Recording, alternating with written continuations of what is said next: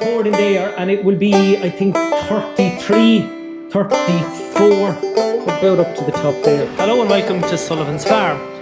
We've got a bit of building work done in the last few weeks, so I thought I'd throw up a quick video, give people something of an update. But I've got, first and foremost, I've got the blue gloves on, so that means we're feeding silage at the moment. The heifers are in, the ones we're doing all this work for. So we'll have a quick look at them first, and then we'll see how the building is going.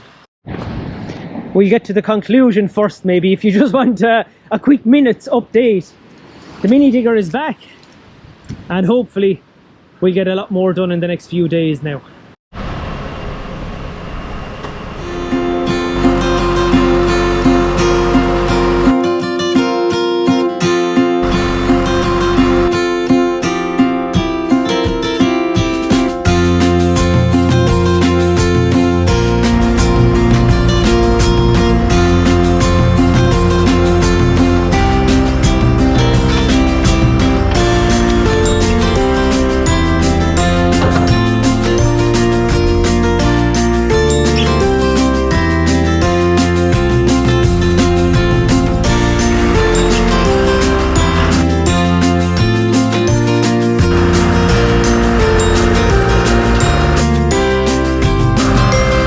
Taken me a little while to get used to giving out the bales again and breaking them up and shoving it in and all that stuff, but I'll get good at it just in time for them to go back out again, so I'm happy enough with that. They all have a bit in front of them, and there's space for them all too, so tidy up that plastic in a minute. What we had to do, we'll have a quick yard tour here now, because this part of the parlour isn't done yet. This concrete isn't poured at the back of the parlour. We'll go in a minute for a proper look, but had to split the parlour for the heifers to come in since the last video, so there's various gates and chains and bits and pieces like that, but tyres for a bit of weight as well. I'm happy enough overall. They'd be scratching off it, but at the same time there's not a hope in hell they'll ever get through it, which I didn't know before we started, so that's a result. And overall, while we're praising how great the air turned out, I couldn't be happier with how the air turned out. It's like this was always here now.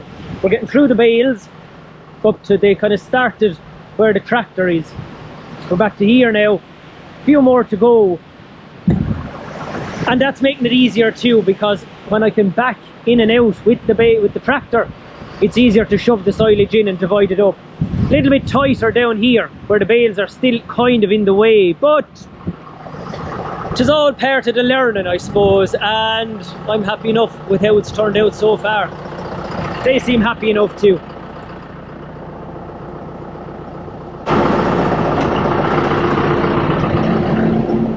We put the tractor away. It's after doing its couple of minutes work today. There's not an awful lot to do. Hang on, I need to turn off Elvis here. We're listening to a bit of Elvis Sings Christmas, or which is that time of year, isn't it? A couple of minutes, say 15-20 minutes to throw out 2 bales. That's part of the routine every day now. They were eating about a bale and a half a day when they came in first, 33 of them. They're eating about 2 bales now. Silage, very good so far, very happy with it. Little or no waste. And yeah, no holes in the bales, no damage to them. They all have enough space as well, which makes a huge difference. There's 33 of them. The space in theory, there's 4 11s, the space for about 40, but look, you're never going to fit all that many anyway. They're not Wainlands like, so I'd say maybe 6-7 cows comfortably. Heifers probably 8 per bay, and yeah, happy enough with that. The first evening they came in, first 2 evenings before I got a bit of sense, as I said, it's all part of the learning. They all lay down in here on the concrete and they pooped all over it and had an awful job to scrape it out.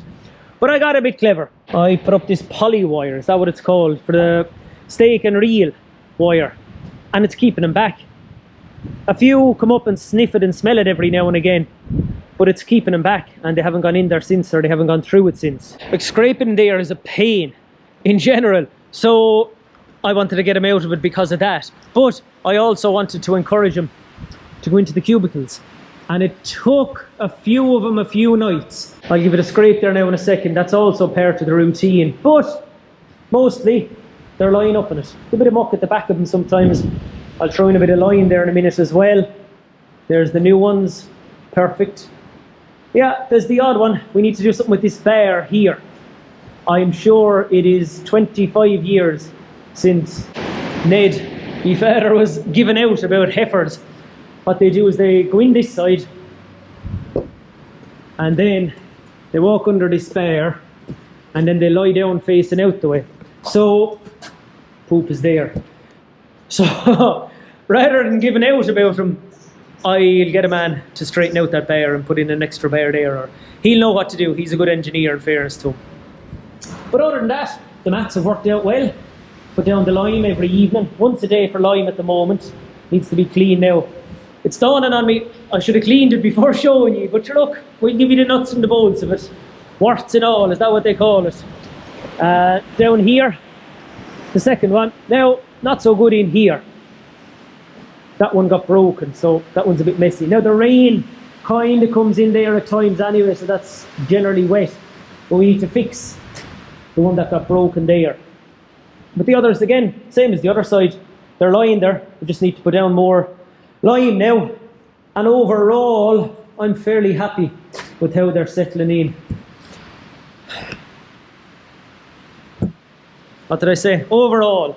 We're happy enough overall. Never be fully happy. But there's a few, sure, look, obviously there's a few that lie in the passageway. There's one in particular, I knew before she came in, she was going to lie in the passageway. And obviously she lies in the passageway. I think I showed her to ye last year in a video. She's a small one. And I picked her out and she's kind of odd. As long as she has a calf and she goes back in calf and she has enough milk, we'll forgive her for lying on the passageway. So feeding is part of the routine, and this machine is part of the routine as well, as is the lime. So I scrape the passageways down twice every day. First thing in the morning, and again then around this time in the evening, about 4 or 5 o'clock, usually closer to 5. And that's when I throw out the lime on all the cubicle beds as well.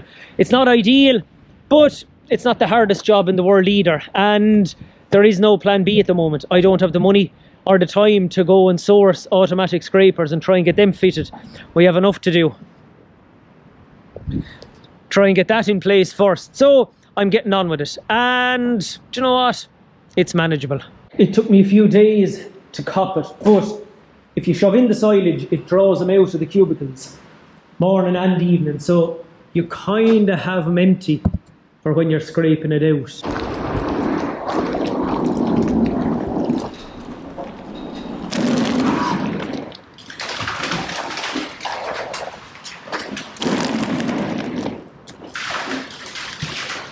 There's 3 S's to the day. I'll start again. There's 3 S's to the daily routine: silage, slurry, and sanitation. And that's where the lime came in. I took a picture. I'm not going to show you, but I had an accident with lime a couple of weeks ago and I got some in my eye. I'll show you how it happened in a minute. And it's not much fun, take it from me. I ended up in the eye emergency department in Waterford Regional Hospital, or whatever it's called now, Airkeen. You never want to end up in Airkeen. I couldn't speak highly enough of the people I met in there. They washed out my eye. They didn't give out to me too much, which I was expecting.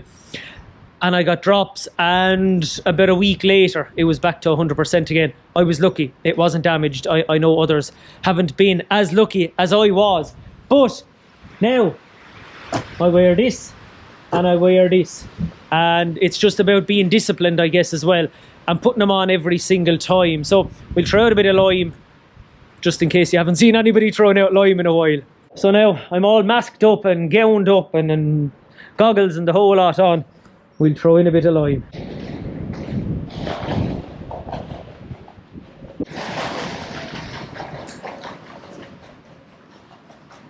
What I'm using is a saucepan and a bucket. Now, I've looked up various different systems and various different little mechanical things, and they're all fairly expensive when budget is tight, so I'm getting on with it as best I can.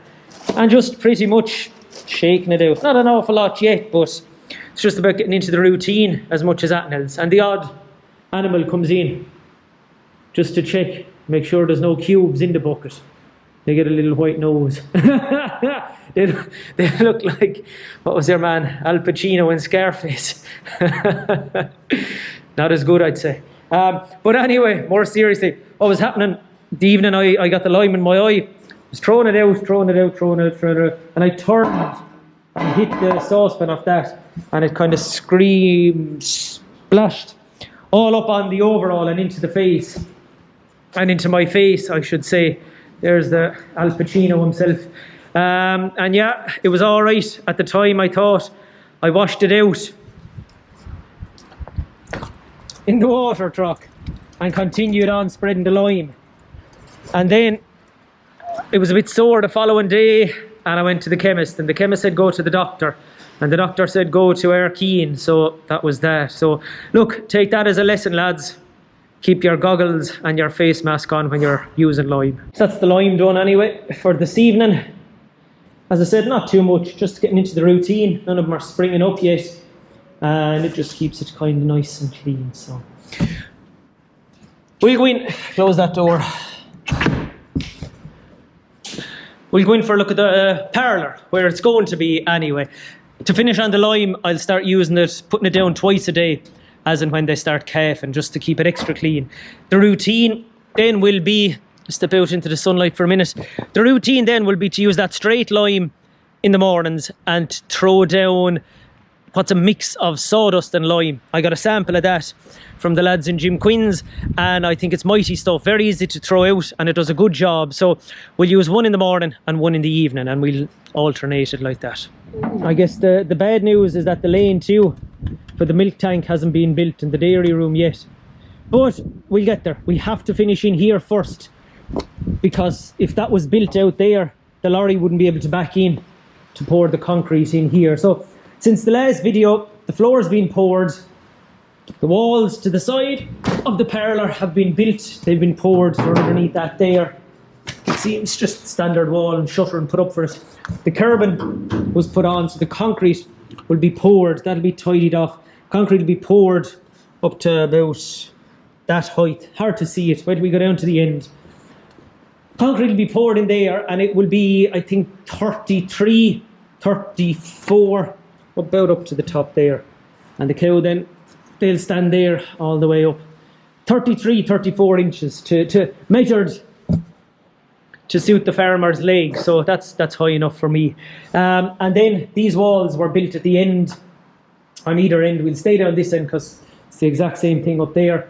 And those uprights put in. So that's where I'll be walking out, hopefully not too often, and they'll walk in themselves. They'll walk in from there. 2-inch waste pipe. A couple of people said to me I should put in 4-inch there. I said it to the man who's looking after the work, and he said, yeah, you could put in 4-inch, but then you're going to get into having a 90-degree bend out there someplace, and that's probably going to cause more trouble than the 2-inch waste pipe ever will. So we stuck with the 2-inch waste pipe, and that'll pump the water from that sump hole there out into the slats here. For now, we'll have to do something else to collect parlour washings in another year or two, but for now, that'll get us up and running, and the plan will be to try to get that water pipe somehow in between there.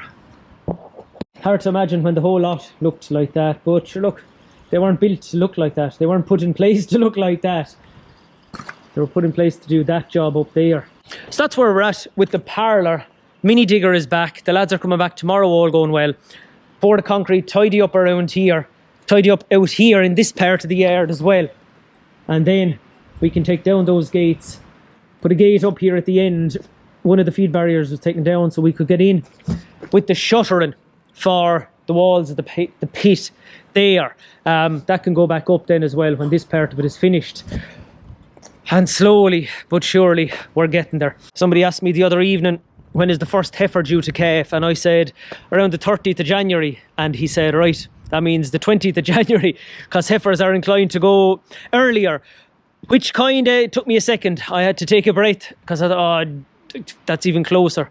That's even more pressure. But we'll drive on as best we can. If we can get the concrete work done and then the lane 2 built out here, all of a sudden, I think in the space of a couple of weeks, I'm still optimistic, in the space of a couple of weeks, we should be ready to rock, to start walking them in, giving them their few cubes, getting them used to the parlour, getting them used to me, and then when they start coughing, horse them into it as quick as ever they can. The evenings are bait. I'm back in the car now, and yeah, video is finished. Thanks a million for watching, and the pressure is on is certainly the phrase of the day around here at the moment. Anyway, we'll talk to you soon. Good luck.